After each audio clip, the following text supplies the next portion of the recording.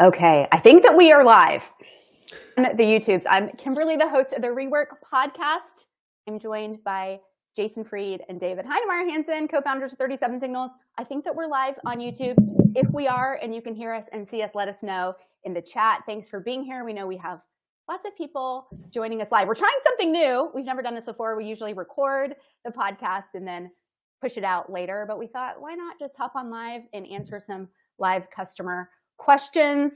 We know that you guys are here to hear from Jason and David, so I won't spend a lot of time talking. We'll get right to them. And I think first we'll start with a question we already saw pop up on Twitter, which is you guys just launched the Hey Calendar. What about Once? When are we going to hear about Once?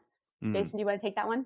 Yeah, I'll start. I mean, we're late. So we made a public promise essentially that we would have this done or have the first product from the Once family out by the end of 2023. Now, this is more of a patting us on the back, but not really true. I mean, it's true, but not completely. We did release it to some customers early at the end of last year. So some people have it. There's like, I think 6 or something like that, or 8. So it is out, but not really. And it's a good example, frankly, of never making public promises, because you just shoot yourself in the foot more often than not. Like with the Hey Calendar, we launched January 2nd, although with the Apple thing, we had to push that off a little bit, but like we were ready to go on January 2nd. As we said we would be all the way back in March of 2023, we predicted we'd be ready, and we were, but we didn't promise that to the public. We just said early 2024. And it turned out to be true. We didn't make a public promise. It was specific. With Once we did, and we didn't hit it. And so it feels kind of bad. That said, we are very close. In fact, today or tomorrow, actually, we're going to launch to a significantly larger batch of people. It will not be public for everybody, but it'll be, let's say, wider beta, and people will be able to pay for it. And the first product, again, is going to be it's called Campfire. It's a group chat tool similar to Slack or Teams, but significantly simpler. Kind of the way these tools used to be before they became bloated, complicated, convoluted, massive messes in a lot of ways. So I expect a week or 2 of that beta stuff happening before it's probably out for a wider release. So anyway, just always a reminder that, and by the way, the reason why it's bad to announce release dates publicly is because they're always far in the future and they always sound easy to do. It's very easy to say yes about something later, and we have to continue to learn our lesson, and we learned it again here. So I don't know. David, you want to add anything on that? Yeah, I think we've made this mistake several times over the last 20 years. And every single time we make the mistake, we say, never again, never again. And then a couple of years pass by. I'm like, this seems so easily doable to hit this target. I think one of the things that added some complication here was we were trying to do 2 launches at once. We have never, ever attempted anything as foolish as that when you are a small company. So we had Hey Calendar, which is this major new product that we'd worked on for a whole year, happening at the same time because we're a bigger, more capable company as we were developing Once, and it felt really exciting. Hey, we have 2 separate teams. We can do both things at the same time. But there's just a gravity of attention that goes into any major public launch. And like Jason or I can't split ourselves. The rest of the team can't split ourselves when it comes to a launch. So when we pushed out Hey Calendar, even though I've mostly been working on the Once side of the product fence for a while, I couldn't just sit over there and like wave, oh, looks good, have fun. I mean, the Apple thing added a fair amount of complication to it, and I got drawn into that. But even if that hadn't been the case, a launch for a company of our size is always going to be sort of an all-encompassing event. And we had put both of these expectations a little bit on top of each other. And then the other part was that one actually influenced the other. So already towards the end of the year, we were starting to get excited about this PWA concept, progressive web applications. We were not going to build native applications for Once. First, that started out actually being, do you know what? Our native teams are fully engaged with Hey Calendar. Hey Calendar is the most important thing we're working on right now. We can't also do native app for Once. Then it turned into a little bit of like, do you know what? This is actually a little bit of a feature. Once is an installable product you install by yourself. If we have to have native applications, we have to also run servers, which kind of becomes a service then. The whole point of Once is that there's no service. This is a set of products. You install them yourself. You operate them yourself. This is why I think people will be pleasantly surprised when we announce pricing. that it's not as high as I think most people think, because we're conceiving of this as products, as boxes on a shelf. You take it off the shelf and it's mainly on you. Like there'll be a 1-800 number. I mean, not really, it's an email, but imagine a 1-800 number at the back of some envelope, right? Like how many times did you call Sony when you bought a Walkman? I don't know anyone who ever called Sony about buying a Walkman, because that was a product and you were just like, that's on you and you got to do it. So all of these things came together. And then of course, the accelerant with Apple being just absolutely vindictive SOBs when it came to our own native apps. And now this, Epic Games verdict just really lit a fire under the intention of pushing PWAs as far as we could. So it kind of raised the quality bar we were trying to hit a bit. That we thought at first, you know what, let's just push this out. It's going to be fine. And now we're like, we'd like it to be a little better than fine. We'd like it to be quite good, the PWA story, because we have to shine a light on an alternative path for all this App Store gatekeeper nonsense. And no, PWAs are not going to be as good in all the ways, but I also don't feel like they've fully gotten a shot, right? Like PWA as a concept, this idea that we could just use web apps, especially on mobile, that's really where the whole question is.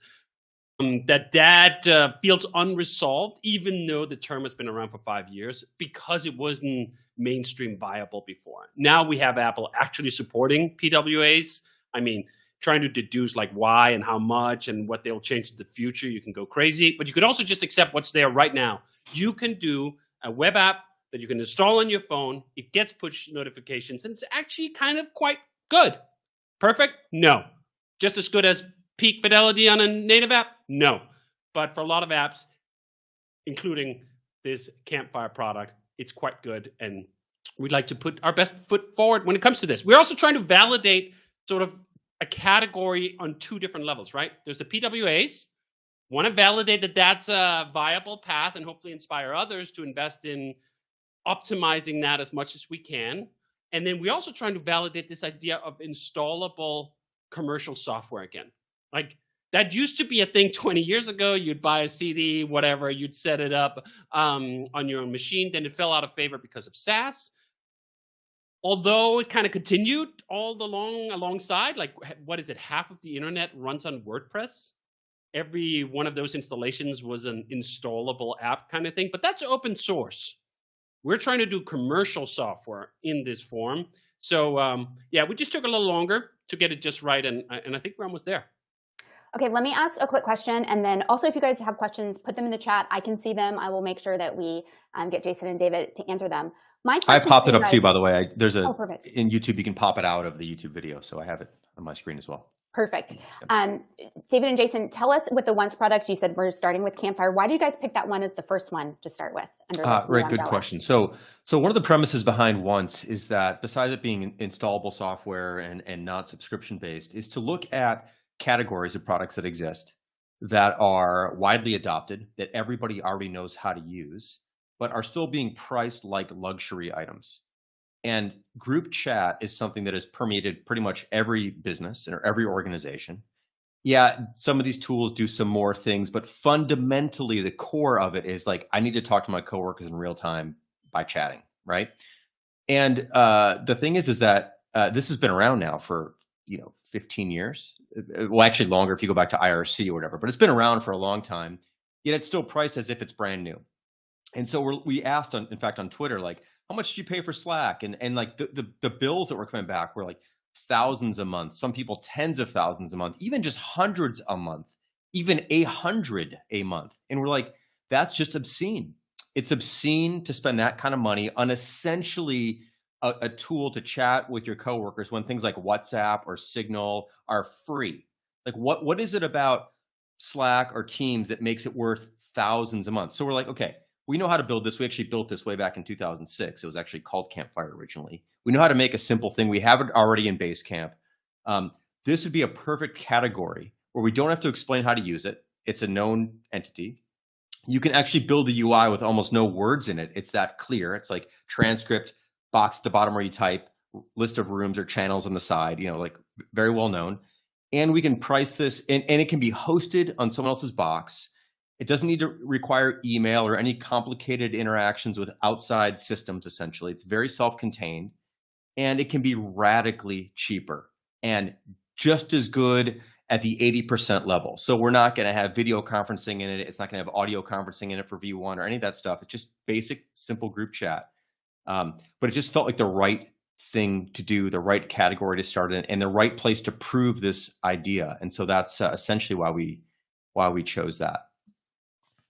There's just so many angles of this too that are exciting to me. Not only this idea that we're taking something old that was good, like the installable software, and we're bringing it into the present. I was going to say the future, but it really is the present. The fact that the fundamentals have changed. There's a reason why everyone moved to SaaS in the early mid-2000s, because it was such a pain in the ass to install and update and keep things in sync if you were running your own servers. That was just very poor ergonomics.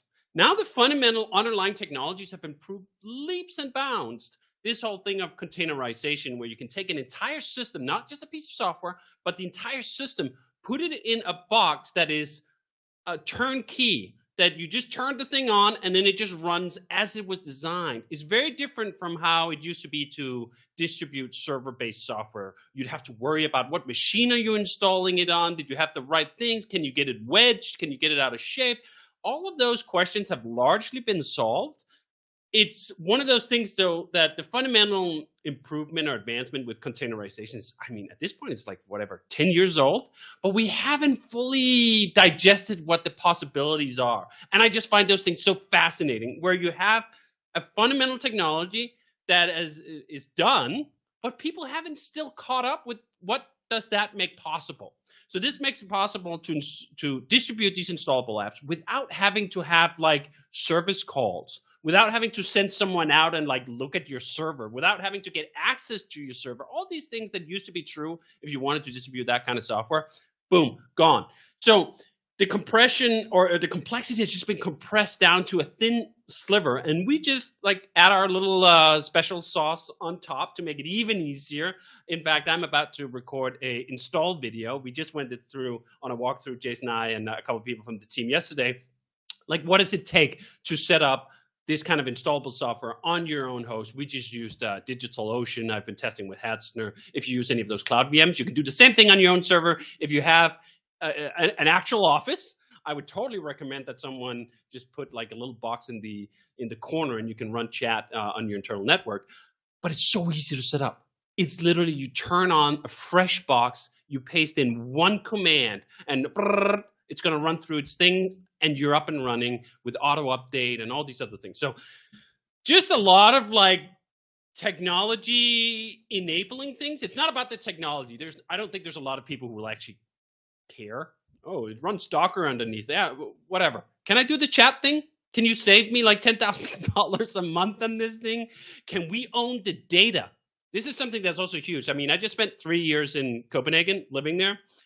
And the way the GDPR, this privacy framework, has just infiltrated, in some senses good, in other senses, I don't know about that, but infiltrated European business mentality. Like, how do you store data? Where can you keep it? I think these kind of software is just like tailor-made for the moment. I can imagine a Danish public school installing this Campfire tool and running it like that. Inconceivable that they would, at this point in the GDPR's advancement, would use a tool from us as a SaaS product, as an American company. So I just find that just really exciting. But I think what's important to say here is all this is speculative. Jason and I are so excited about the new product category. We want to push it out there. We've thought a lot about it. We put our heart, sweat, and soul into it. But until people actually buy, we don't know what we got. I see some things from, I want to respond to a couple quick things before we move on. So Justin is asking, will we eat our own dog food with Once Chat? You already use chat in Basecamp. So we've converted the entire company over to using Campfire chat for now. So we're not really chatting in Basecamp. We're chatting in this. You have to dog food your own product. You have to use your own thing as you're building it to really start to understand what it's missing, what it's good at, what it's not. So we've been doing that. And it says that you're surprised to see that we're doing chat, considering we've been semi-anti-chat for many years. We're not against chat. we're against chat as a primary method of communication. It's a terrible default method for all communication across the company. And so most companies who've switched to something like Slack all in or Teams, like it sucks.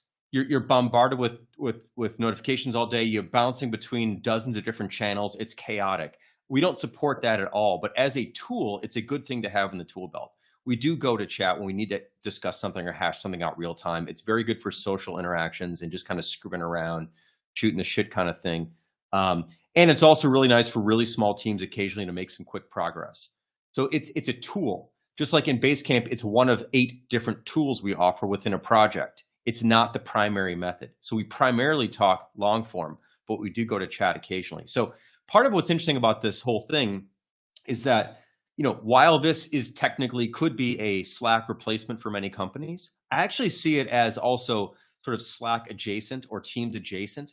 You could imagine many of the people in the company still using Slack, but you set up a separate corner for just the executive team or just a smaller team who wants to keep things completely separate.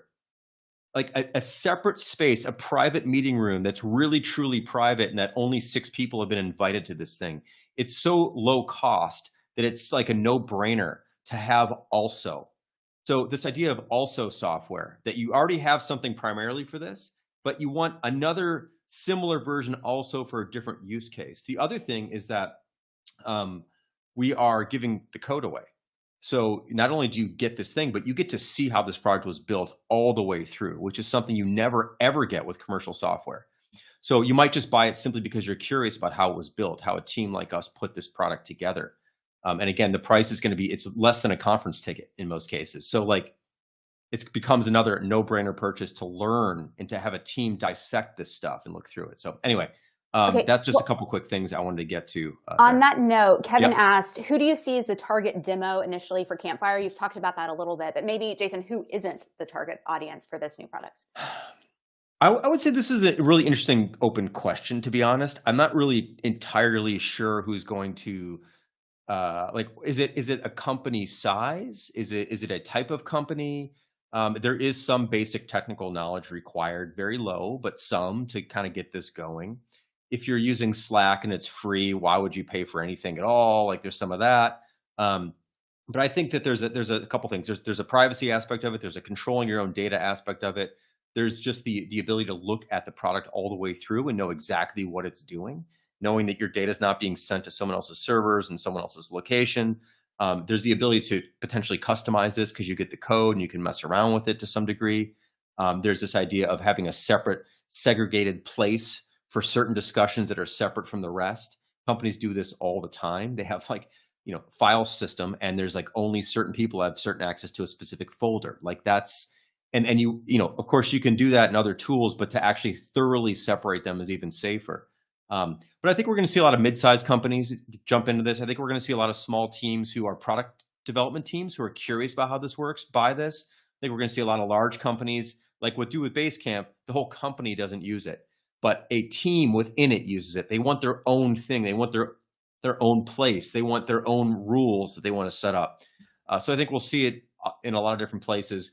And I think ultimately, if we can get the pricing right in other markets, we're going to see this adopted all over the world in markets where typical SaaS software is way too expensive to get going.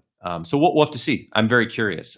We typically, to be honest, we don't think about market so much ahead of time for anything we build. We think like, what do we want to make for ourselves? And let's put it out there, and then we'll find out what the market has to say about it.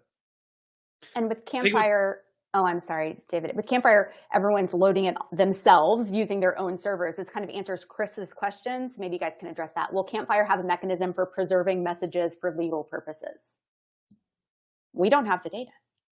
In the sense that you have the data, you have the database, the system is built for you to be able to take backups of that database. There are no sort of enterprisey retention controls in the traditional sense that you would with a Slack or something. But in some ways, it's not needed in the same way because it's literally your installation. Like it's literally running on your stuff, either your physical server or a cloud VM that you control, you have direct access to the database. We built a really nice system in where you can take backups of not just the database, but all the files that's been uploaded. So if, say, for example, you have a preservation request, you're in a lawsuit, and they say, hey, you can't, anything in the past 3 months, you got to just store, right? You can do it at backup and take that backup and put it somewhere safe, just that you are in compliance with that subpoena or whatever it is. So yeah, I think in that sense, it's quite well set up, but it's not the same way. You really have to shift your mindset a little bit when you go from multi-tenancy, which is what systems like Slack and Basecamp is when someone else runs on your behalf, to single tenancy where you own the whole thing. Like you're not renting, you are buying a product here, and it's yours. This is the other thing here. We're not making a license agreement with you that we can revoke your right to run the software. There's a license agreement on what you can do with the code, like it's still copyrighted, we trademark the name and so on. You can't just buy our code and then give it away for free or distribute it or whatever, but it is yours to run the way you see fit.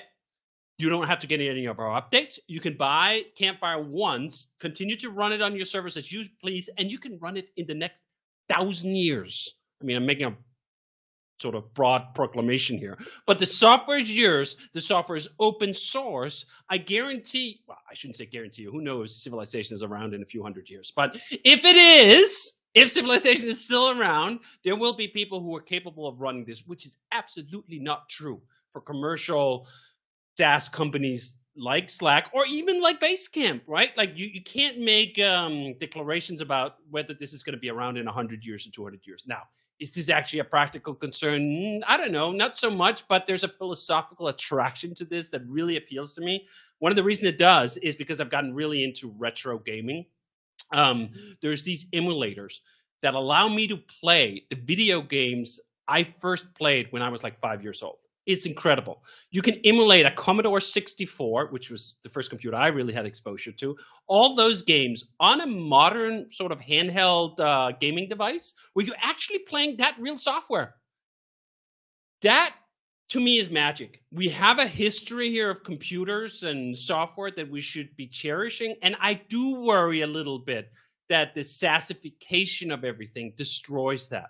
This is one of the other reasons I'm so thrilled that we still run silly things like Tadalis, this free service we made like 18 years ago, because it's trying to give credence to this idea that software should have a legacy and a history. All the major material things that I truly enjoy, whether it's watches or cars or cameras, they all have these long legacies. And you can take a watch. Actually, so this is a watch from, I think, 1968. It is from before I was born. I can wear it on my wrist and it tells time. Like, that's amazing. Software should be more like that. And I think with this kind of software, we're trying to put our chips in and say, like, all right, it's going to be that. And I think that's just fun. Okay, I want to go address. I'm sorry, Kimberly. Go ahead. No. I was going to go to Shape Up. So if you want to stay on the one more thing train. Let's do one more thing about once first, and we'll jump to Shape Up. I saw, David, this is really more of a question for you. It says, like, if you're giving the code away, does that make it open source? Can people modify it? How are we thinking about allowing people to mess with the code and see the code? Yeah, this is where I think the parallels are so great to physical stuff, right? So this watch, or you take a Leica camera M3, or you take a Corvette from 1968. Those are your things. Like, I didn't sign a end user agreement with Rolex or General Motors or Leica to be able to own those things and do whatever the hell I please with those things. Now, the question is whether you can. If you buy a mechanical watch from the 60s, do you know what? You can take it to any independent service provider. They may be good, they may be bad, but they can work on it. They can open the case and they can rinse it out and clean it out, whatever. You can take your Leica M3 to an independent shop and they can fix it. You can take your car, if you're good enough, interested enough in this stuff, you can learn it yourself. You can change the, I don't know, carburetor, battery, whatever. Do you know what you can't do if you buy a goddamn Tesla? Do anything. Now, I love Tesla. So it's not, I'm not taking a dig at him here. I'm saying there's been a shift here where everything has become software and all software has become closed when it comes to commercial systems. So this is not that. This is a Mustang 68 that you can buy. And if you can teach yourself how to operate it and maintain it and change it, you can. You can install a different exhaust. You can do all those things. That's not the same as open source as people traditionally understand it. People understand open source in the same way. We give away Ruby on Rails, right? You can distribute it. You can build it into something else. You can build a product with it. You can sell that product. There's a lot of rights that come with that kind of open source. We're keeping some of those rights. So this is somewhere in the in-between land. This is commercial software. The source code is trademarked. It's copyrighted. You can't just take it and distribute it. Just like you can't just buy a book, take photocopies of all the pages, and then hand that book to someone else. No, do you know what? We have some limitations here to ensure that commerce endures. But you can still get into the machine room. You can change it. You can adapt it, modify it, do whatever the hell you want. And I think that's what it really is, an intersection of two things I care about. I care about commercially viable software where companies can actually make profits and pay employees and all those other things. And then I also care about open source. And this exists somewhere, I don't know, in the middle. Yeah. Do you mind? Sorry, Kimberly. No. There's a couple other, since people are asking about one stuff, since we're on the topic, Yeah. let me just knock out, couple quick ones. Nick, what are the economics? How are you going to charge for it again, if you're going to update it, whatever? So basically, this is going to work like traditional software has always worked. Every like major version. So if you have like 1.0 and 1.1 and 1.2 and 1.3, these are all included for free updates. If we ever launch a 2.0 or like a massive redo or a massive upgrade, we will sell that again as an optional upgrade. That's how that'll work. Also, we're going to do we're going to guarantee 3 years of security updates, regardless of what version you're on. So we will do that. Jason, let me just make one point on that, because I've gotten some feedback on that too. Oh, okay. So if I install my own software, like how am I even going to get updates? Yeah. We built all that in. So actually, this is something we did recently. When we started out, it was like a manual process. If you wanted to get an update, you'd go in and update yourself. Now we build an auto updater, which is not like something new, right? Like your Mac has an auto updater. It's not SaaS. Your Mac is not SaaS. It'll pull an update from Apple, or your computer will ask like once a day, Apple, is there any new updates here? We've done the same thing. So when you install this Campfire through the once command, it'll set up an auto updater every night. I think it's at 2 a.m. in the morning. The system will ask our servers, hey, is there any update? And it'll auto apply. You can turn that off. Not everyone wants auto updates. But if you want the auto updates, it's going to be on by default, and it's going to be super duper easy. Okay, another once question. Will you try to have similar products of once products play together? Are they completely separate, or are they going to? Don't know, don't care, not thinking about that right now. Yeah, there's a lot of, I saw some other questions about, Sorry, Sebastian. It will not do so many things. It will not do almost everything. It'll just do a few things. Each one of these tools will do a few things really well. What we're really aiming for here are high quality generics. If you think about like what is the canonical version of a group chat? It's a transcript, it's a place to talk, it's a list of rooms, maybe some direct messages. It's like that. That is what this is. It is not more than that. It is not more sophisticated than that intentionally. This is like the core nugget, the 80 or maybe 90% of what these tools really stand for. And then all the other stuff around it is not part of it. So these are radically simplified, straightforward versions of popular product categories that we've just stripped down. And that's why they're just, let's call it a few $100 once. I think this is one of the things Jason and I were talking about yesterday. Like, I've been so excited about like the prospect, the new distribution forms, everything we're bringing back. And I mean, I think it's fair to say we've been hyping that. I mean, I've certainly been hyping that. And we need to sort of peg down the expectations like 2 levels from like, what is the actual software underneath? Because if you have the expectation that this is like exactly the same as Slack with all the features, bells and whistles that Slack does, just massively cheaper, and you get to own it, and we built it all in like the amount of time we did. I mean, I'm sorry, but that's delusional. Like, that's just not how things work. You can't get all of it plus like 500 times extra. So this is how it always is when we make new products. When email launched, right, it included a ton of really novel, interesting things. And then there was a bunch of baseline stuff that like wasn't there on day one. Now, some of that baseline stuff still isn't there. We've covered the majority of it, but some of it isn't there. We're not trying to replicate every single thing that Gmail does. I think there's like 500 different items or configuration points. And Slack has grown into like a Gmail-like monster in that regard too. Jason and I, a few weeks back, went through like the sign-up process for Slack, and like, holy shit, like I don't remember it just being this much stuff. And you can tell, I mean, that's not a critique per se. Like, every single little checkbox that it has in its 500 million configuration screens, like, is there because it helped make a sale to some enterprise organization somewhere. That's their business model. Totally fine. Great, actually. That should exist. It should be good. We're making something else. And I think it connects to this idea of like that watch I held up, that 1968. To have something endure for like not just 2 years, but 10 years or 50 years.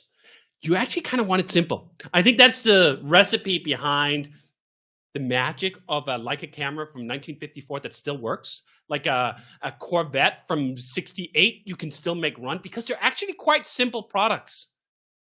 I do not think that my Tesla Model S is going to run in 50 years. That's just unlikely. They're so highly complicated systems filled with computers and software that it just seems like, you know what, this is more of a disposable item. And again, that doesn't mean it's bad. It means it's actually good for a lot of things, and we get a lot of progress out of that. But it also means there should exist a category of software that's not that. That is more like trying to be a Leica M3, more like trying to be a 68 Corvette, more like a Rolex GMT from 72. We're trying to make that. Okay, last once question before we go to Shefa. I doubt it. I don't believe it. This one is, how do you distinguish products suitable and not suitable for the once model? That's from Nick, who's live with us. I think from the way I think about it is, can you boil this down to a few things and be done? Like, there's a variety, like, for example, people have been asking for, like, can we do a CRM, a once CRM? Like, I'm not so sure, because CRM requires a lot of integrations with email and some other sophisticated external systems. And there's a lot to that is not as simple as, like, literally group chat. It's obscene that anyone pays more than $50 a month for group. It's just obscene. Like, it's a transcript and a box where you type. That is all it is.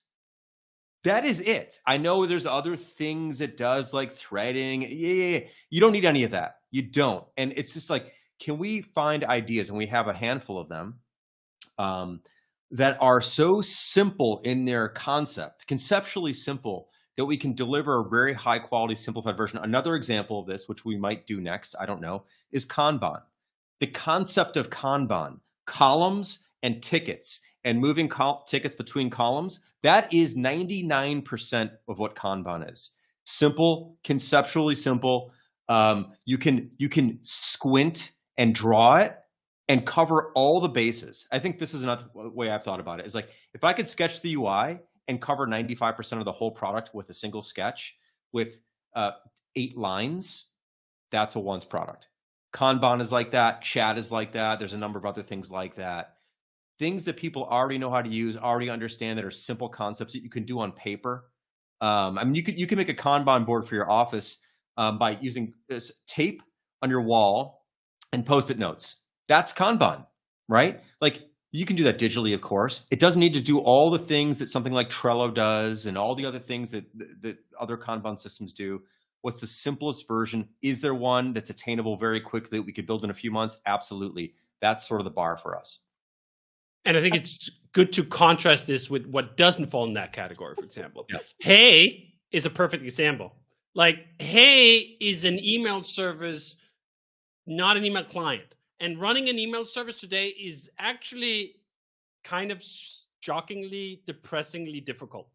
Ensuring deliverability of email has turned into a freaking PhD project. I mean, I'm trying to remember all the standards that you have to keep in your head. DKIM, this, and SC. I can't even keep it in my head on like a operating basis. That's how complicated it is. It's not a good system to try to run yourself. It used to be. I used to run my own mail server back in like the late 90s, I think it was. I'd run my own mail server. Lots of people did. But today, you really have to be a very dedicated hobbyist to attempt running your own email service if you care whether your emails reach the recipients. So that's the kind of service that I think, in the word, actually, service.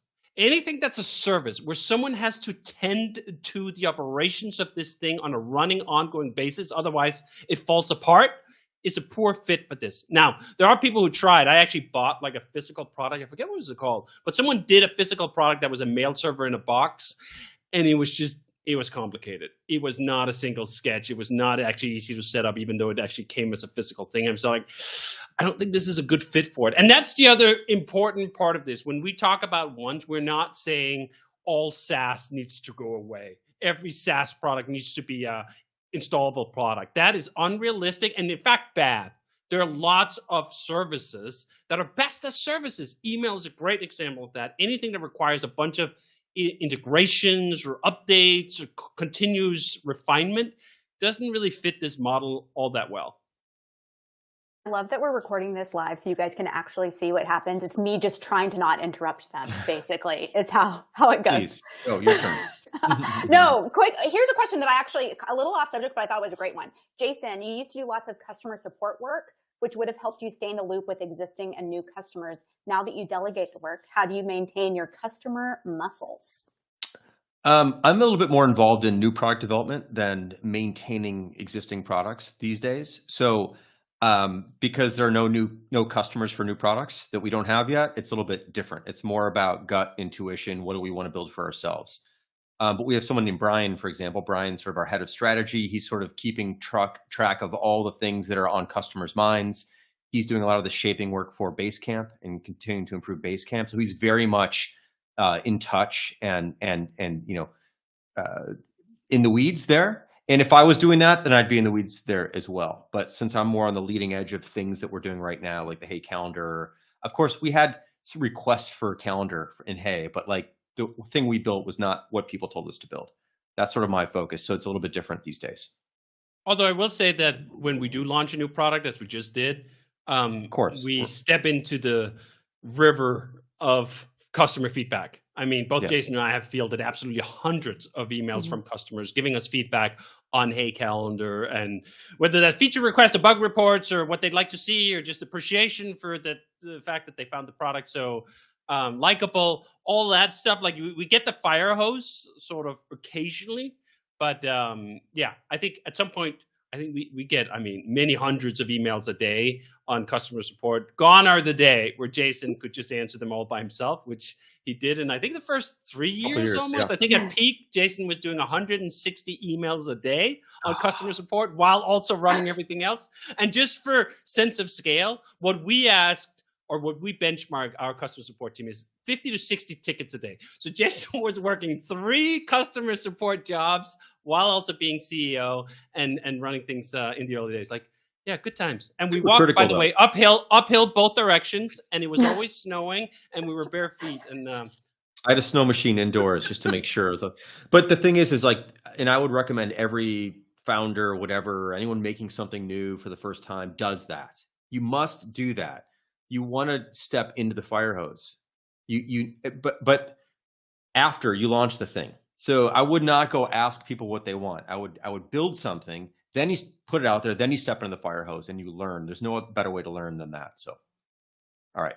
Okay, I've been saying shape up for a while now because some people mentioned it on Twitter. And then Parker, I do see you. I haven't forgotten about you. The question is, can you explain use of shape up when building new product lines? Yeah, so I was just on a podcast, Hackers Incorporated with Adam Latham yesterday, 2 days ago. I don't know when that launched. And he asked me about how we built Hey Calendar, and I talked all about it. And then there was this one part in there where I'm like, well, we don't really follow all the traditional shape up methodologies when building a new product. And that caught a few people's eyes and or attention. They're like, gotcha. I knew you guys didn't use shape up. I know you invented it, but you don't use it. It's like, we do use it. There is what we've discovered though, and this is a constant process of discovery and evolution. This whole system evolved over 20 years. Cycles, which are now 6 weeks, used to be 3 months. And before that, we didn't have cycles. So this is an evolution.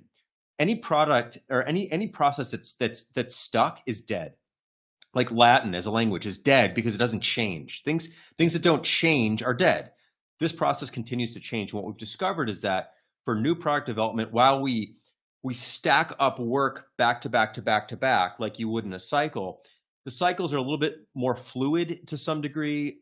We don't shape everything ahead of time. Some stuff that's especially small is just sort of done on the fly. But what we don't do is we don't let things take as long as they want. So that's like also consistent with Shape Up. Shape Up has an appetite, maximum 6 weeks. We're not working on one feature for 8 months this way either. There are limits. We don't have cooldowns typically during the new product development process where we do with existing product development. So typically we do 6 weeks and then a 2-week cooldown and then 6 weeks. That's what we do on existing products. For this, we go back to back to back to back to back. It's a little bit more of a constant jog without rest. We're not sprinting because you can't do that for months and months and months, but we do that maybe a little bit more towards the end. But it's a little bit more chaotic, a little bit more on the fly, a little bit more feeling things out because we're going to be using this thing as we're building it. We don't really know what we're making yet. And you can't be so rigid ahead of time to know what you're going to do over the next year when you're exploring something new. But there are time boxes, there are limits. There is this urgency not to spend too much time on something. We want to make the thing that we're using and we want to move on from things. We want to finish things up and move on. Sometimes you leave something sort of half done, you know you're going to get back to it, but you also know you got to move things on. So it's an evolution. It's a different context. It's a slightly different variation. And we should update the book and update the website and talk more about our latest discoveries and how to pull this off for new product development. I think one thing I've realized is that where Shaper really helps us at this stage of the company is it allows a delegation of decision-making power on an interval where Jason and I don't have to be involved on like a day-to-day or weekly basis. So with Brian, for example, shaping most of the pitches, taking a lot of input from customers and feedback, what we otherwise want to do, he can like go off and do that work for several weeks. Maybe he'll sort of spar with Jason a couple of times. And then like every cycle, we can look at what's on the menu. And when you look at it in that way, you end up with a certain coarseness in your decision-making power. We cannot make decisions in that forum on like an hour-by-hour basis or even a day-by-day basis. The minimum block we can actually operate with is a week. And more likely, it's 2 weeks. Than most projects that get shaped, they have like a 2-week block. That's fine when you're evolving an existing product and you can set a couple things to go. When you're doing R&D that's inherently explorative, you don't even know what you want to build, right? Because you don't know exactly the shape of the product itself. You have to be working on a day-to-day basis.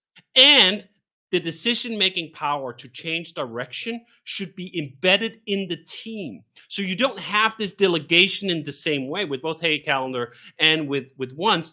Jason and I have been in it, him more on the Hey Calendar side, at least on the design part of it, and I've been on the technical side with Once, like really in it all the time to constantly like, all right, we hit a dead wall here, let's change direction, let's go over here. So you're operating almost like a different scale. Like if you think frog view versus bird's eye view, the more you get up into the level of, I hate the fucking word, but stakeholders, like people who want to see an outcome of something, but they're not involved in the day-to-day of it, Shape Up becomes more and more important, more and more critical that you have this shaping and you have the repeating ways of doing it.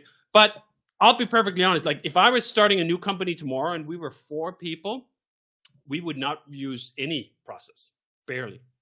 I mean, we wouldn't have kickoffs, we wouldn't have heartbeats because there would be no one to communicate with. The smaller you are and the more isolated that group is from the rest of an organization, the less methodology, the less process you need, and the more liberating that is. This is why I think a lot of entrepreneurs look back wistfully on the early days. Oh, remember when we were just 5 people, like there wasn't any of the complexity? Yeah, because the scale was so small. It isn't hard to organize 4 people. It just isn't. Organizing a company of like, whatever, 72, 75, yeah, that's a more difficult problem, let alone organizing a company of a few hundred or a few thousand or tens of thousands, right? They're just different scales. And if there's one thing I think we've been consistent in saying is you have to pick tools that are appropriate for the scale you're at. This is why I'm so adamant that microservices is a terrible idea for most small teams, because these are techniques built by and formed in huge organizations. What works for Amazon at that level is not what's going to work for you. So I think ShapeUp has a little bit of the same thing. I don't actually think most people go looking for ShapeUp until they run into process pains. You're not going to have process pains with 4 people. You're going to have process pains maybe 10, 12. Now you're going to have multiple people, and they have to have an eye on 5 different things. They can't be involved in everything all the time. ShapeUp steps in, makes a ton of sense. Do you know how big the once team was? We had, how big was the once team? For the longest time, 2 developers, 1 designer, Jason and me. That's 5. You don't need any process with 5 people. Okay, here's another ShapeUp question before we move on to just the random questions. How do you handle betting on smaller projects, like say 3 weeks? During the 6 weeks, do engineers focus on 2 shorter projects rather than a big one? Just a general ShapeUp question for us here. Yeah, so before a cycle starts, we set up the work that we're going to do, and not the tasks, but the big ideas. And we say, we're going to pick, I'm just, for this example, I'm going to say we're going to pick 5 things to do. 2 of these things are going to be full cycle projects. They're going to take the whole time. They're bigger things. I'll give you an example from Hey Calendar. If we were doing this in ShapeUp, habit tracking and time tracking are both full cycle projects. They're going to take the full 6 weeks, but there's a bunch of smaller things that are going to take a week or 2 to do. And so we set the appetites for each one of these projects. And usually we have a team work on a big thing, a team work on a big thing, and then one team might work on 4 smaller things in a given cycle. So there's like the small batch team, which will do a bunch of things, and the big batch teams, which will do one thing. And that's kind of how that comes together. And like, look, the other important thing here is that this isn't really, we're not aiming for rigidity here. There is a framework and a concept that's supposed to help guide things and prevent the worst parts of human nature from taking hold, like just giving things an unlimited amount of time and perfectionism and all that stuff. So there's discipline here that's built into the system, but there's also flexibility. So if someone needs to jump over from one project to another, they need help, it's of course. The answer is of course. It's all within reason. But that's typically how we would assign the work out. And then again, once the work is assigned, the work that's assigned is the big idea. The actual bits that need to get done are defined by the team doing the work. There's no architect or task master or scrum master or whatever making all the individual tasks and tickets for each person.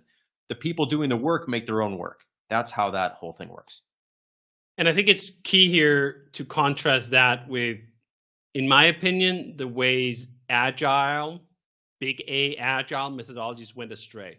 Because they absolutely did try to codify way too many things in too high a level of rigidity, ironically, given the fact that it's called Agile. But everything's called Agile this day. No one is going to say, oh, I'm not Agile, right? Everyone say they're Agile about something. And then oftentimes they present a very rigid definition of what that agility actually looks like. And it's far away from the Agile Manifesto, which was this idea of, it's still online if you Google Agile Manifesto.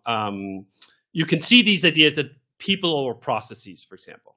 Like if something's going to bend or give, we're going to give it to people. We're not going to stay rigid in the process. And this is where the context setting is so important, that you can't just take even ShapeUp. I don't think you can't just apply ShapeUp as a whole to an entire organization of 100,000 people without making serious modifications. I also don't think you can apply it as we wrote the original book to a team of 4 people. It fits somewhere within the process is starting to hurt and we're not a mega company yet. So I don't know, if I was going to say something, I'd say from 10 people to maybe 500. Something in there is the sweet spot for it. The further you get away from that, either on the small side or on the big side, you're going to have to make modifications. You're going to have to make changes to it. And that should not be seen as a refutation of the ideas that are in there. You can totally take a concept of, for example, budgets over estimates, right? I think that is a universally applicable concept that goes directly to, Jason says, like the worst parts of human nature. If you go with estimates, humans suck at estimation. Even if they're 4 people, they will still suck at estimation. So you can take that idea and go like, yeah, do you know what? We're going to apply that here. We're going to set up some appetites. We're going to do that. We're not going to have the whole thing. We're not going to do the formal pitches, and they're not going to be at that level. But we're going to think about estimates. Okay, I'm going to move on to this question about new products from Julian. When you start something new, How much time do you spend on it before saying it's a good idea or not? So if we're talking about a brand new product, it's typically, it depends. I guess like if for example, this once Campfire, like we've already built chat a few times, so we kind of knew what this was going to be. But let's say that the Hey Calendar, let's take that as I always want to get practical. So by the way, if we're talking too high level, tell us in the chat. I want to get practical and real. Okay. So Hey Calendar, we spent a few months, typically no more than a couple months max, exploring in the early days, like, is there something here? We knew we were going to build a calendar. We decided we were going to do that.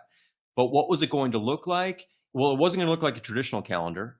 But what does that mean? So there could be a million other ways to do it. So we spent a couple months playing. It's really play. And then at some point, like I think it was early March, basically, we started this, I think in January, I don't know, something like that. Early March, we're like, okay, we kind of have a direction here. This doesn't mean everything's finalized. Basically, nothing's finalized, but we've landed on a few interesting ideas that form enough of a foundation from which we can then build the walls and build the roof and build another layer and all the whole thing. So I'd say a couple months of exploration and play before settling in. If you're spending more time than that, I mean, granted, look, there's always exceptions. There might, like if you're building an electric car from scratch, no one ever had done that before, for example, you spend more than a few months. Software, conceptually, a couple months should get you far enough to go, there's something here or there's something not. That's kind of how we basically do it, because otherwise you will keep going. And if you feel like you need to explore every possible avenue before you decide to commit to something, you're never going to get this thing done. So you've got to go on faith at some point after you've determined that there's enough of a foundation here on which to build future things. Okay, I'm going to go to a question that came earlier from Victor, which is, would your business structure be any different if you guys made products that you didn't use internally? We've talked about it all the time. We are our customers. We use Basecamp. We use Hey. Would the business look different if that wasn't the case? I wouldn't be here. So I don't know. I mean, I'm not interested in building products for imaginary people. And to be honest, like, I know it sounds really, I don't know what it sounds like, but I don't mean it in a negative way, really. It just means like, I don't want to imagine someone else's problems. I've got my own problems. It's hard enough for me to understand my own problems. I'd rather solve my own problems that I'm close to, that I can really understand if this is a solution or not. I know what my own struggles truly are. I can decide to build something, and if the struggle goes away, we've nailed it. At some level, once you've got something out there in the world, you do build for other people, but initially we build for us. So for example, there is no amount of money someone could pay us right now to build patient scheduling software for a dental practice. It's just not going to happen. We don't care. You can pay us $1 billion. I just don't care. Not going to do it. Not worth doing. So we're going to find things that we know how to do, that we struggle with, that we want. And that's the kind of business we build. I think if you build another kind of business where you're doing things and you're imagining other people's struggles and doing it for other people, you don't really know where to stop. You're probably gonna have a lot of salespeople, because you're gonna need to sell this thing. You can't just make something that's gonna be really good on its own. And it just doesn't sound interesting to me. I'm not really interested in spending my time. I like to make tools that I'm gonna use. So that's my missive on that. I'm completely on board with that too. You could not motivate me. It's not even that you couldn't pay me. Yeah, you could of not course. motivate Yes. me to do that. And I just know this is one of the reasons I was such a terrible employee, because whenever I had to work on something for other people that I didn't care about, like I literally could not make myself do it. So there's that. And then the other part is, holy shit, I'm glad not everyone feels this way. We need someone to make the dental practice booking software. And this is where Jason and I are these oddities, and we're all odd and weird in our own different ways. We just have accepted our own oddities and built a business to facilitate those oddities not getting terribly in the way. But we need other people to do this. Jason and I, terrible folks to ask for advice on that, because we literally could not even motivate ourselves to barely think about it. You need to talk to someone who've done that, who built software for other people. And there are lots of people who do this, and many of them do it well. And I have tremendous respect for the fact that they are able to do this. And I think the world is a better place because they do it. Not Jason and I. Can I take Eric? Eric and Ilan both have a similar question about That was pricing. what I was going to Yeah. queue up for you. So you're Yeah. good. It's a pricing question. So let's talk about pricing, because we've long had a policy that we don't increase prices on existing customers. And in fact, for the past 10 plus years, we've changed prices a bunch only on new customers. So we have a new pricing model we experiment with. We put that on the website. Anyone signing up will pay the new price. Existing customers continue to pay their old price. And we've done this for basically the entire existence of the company. Early on, we had a little bit of price changes with a couple different products, but it's been a long time. In fact, some customers that we still have, we've had for 20 years, they're still paying the exact same price they paid 20 years ago. However, just recently, we've decided that it's finally time. Our costs have gone up, as everyone's costs have gone up. And we've instituted a price increase on some legacy products, some existing products. It's about 20% roughly, give or take, on existing customers. We've given them about 90 days notice. And the existing prices on the current site will not change moving forward, but we are bringing people a bit more up to date. Basically, our cost structure has just changed. We have a lot more employees than we used to have. We've saved a lot of money in the cloud, but like our payroll has gone up significantly. As everyone knows, payrolls have gone up significantly for a variety of reasons. There's inflation. There's a whole bunch of other things. Costs are up, and at some point, in order to maintain the kind of business we want to run, we have to pass some of that on. So we decided, again, after a long period of time, over 20 years or 10 to 20 years, only to raise prices once, about 20%, seemed very fair, very reasonable, and necessary for us to continue the business the way we want to run it. So that's how we did that. What to me is kind of fun to look back upon is, so we launched Basecamp 2004. We still had some customers paying essentially those 2004 prices, right? In 2004, we were paying developers, including myself, and I think Jason as well. I think it was $42,000 or $45,000 a year. That was the salaries, right? Do you know how much programmer you get these days for $42,000? You don't get a whole person. You get some slice of a person somewhere. I don't know if you want a leg or you want a head or an arm. You're not going to get a whole programmer, at least not at the cost basis that we're looking at in our jurisdictions, if you want to call it that.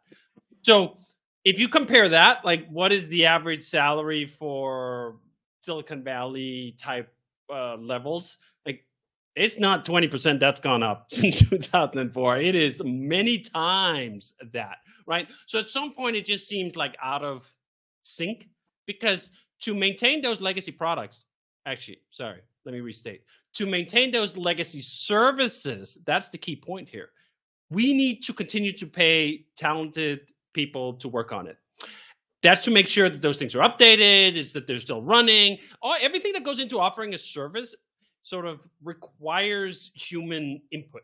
And that is the biggest cost that we have in our company. So even, for example, as Jason said, we've saved some money on the cloud. Very happy about that. In the grand scheme of like payroll, it's substantial, but payroll is so much larger than whatever those savings were. So I also think it's just one of those things where I hate getting the drip.